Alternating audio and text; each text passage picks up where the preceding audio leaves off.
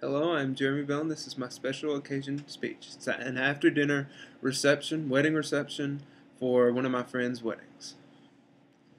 That was awesome. The food here is so good. I've never seen a woman so happy like you yourself. It reminds me of my friend once. Yeah, me and my friend once, about 3 years ago, we went rafting, and that same night he was going to propose.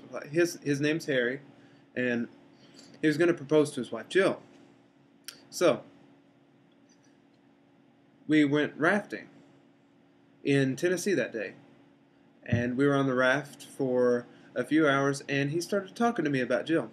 And I was close to Harry. I was his college roommate, and you know, he says to me, "I'm going to propose to her tonight." And I was like, "Wow, Harry, this is the first I've known about it." He's like, "Yeah, I know it's sort of late notice, but I've known this for quite a while. I've been saving up.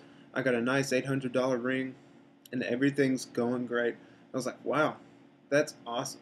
But we didn't realize that the river we were on contained rapids. So here's where the adventure starts. We were just sitting there and talking, and the next thing we know, we hit this huge rock and almost tip over. And the next thing we know, there's a bunch of rocks, and the water's getting faster, and the rapids are coming, and it's crazy. We spent 5 minutes nonstop trying to hold the boat still so it won't tip over, and we're trying not to drown because we know how dangerous it's been because we've both been rafting before. And then after 5 minutes of struggling to stay up on the raft, we got out and we got up on the closest shore we could. And when we were there, he had this most astonished look on his face, and I was like, um, "Harry, what's wrong?" He's like, "I've lost it." It's like, "Lost what?" "Lost the ring." I was like, "You idiot! Why would you bring an $800 ring while you're rafting? That's the dumbest thing I've ever heard." And he was like, "Well, I didn't know." I was like, "You are the biggest idiot." And then I had to stop arguing because I had to help. The goodness in me came out. I just had to help. So we were looking. We were there for 4 hours at least. It was a very long day, and I was hungry. And about the first hour, my mind had left. I was going crazy. I couldn't even tell you some of the stuff I said because it was probably in a language that nobody could understand because I was mumbling the whole time.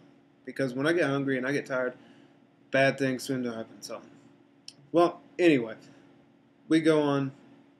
He's searching near the rocks and where the rapids ended to see if the rapids had pushed the ring towards him.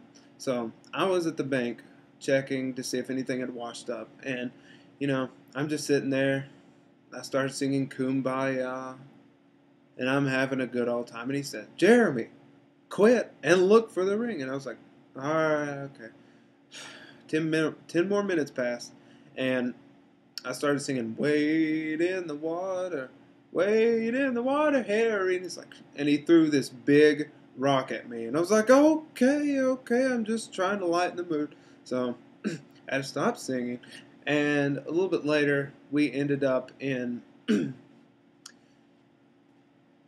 a little lower in the bank because we were still trying to find it. 3 hours later, we didn't find it, and we both just gave up. We looked in, and we just walked back to his truck, and we were sitting in his truck, and he broke down. He was crying hardcore. It was just bad.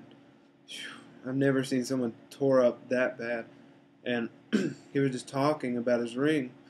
And I was like, the first thing I said, I looked at his shoe and was like, "What did you step in?" Because there was this big mud clump about, oh, yeah, that big, attached to the side of his shoe. And he was like, "Why is the first thing you say something irrelevant to what's going on right now?" And I was like, "Well, I'm just saying." And so he picks it up, opens the door, and throws it on the ground. When he does, he hears a small noise, and he gets over and looks, and he sees something shiny.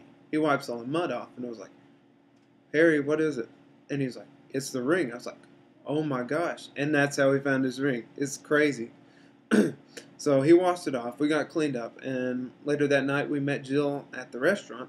And seeing as I was his best man, he was like, "I'm gonna propose to her," and he told me he would want me as his best man, so he did. We were at the restaurant, and he proposed, and it was a great night. It was the biggest adventure I've ever had, but it was a very great night. I'm glad you're happy too.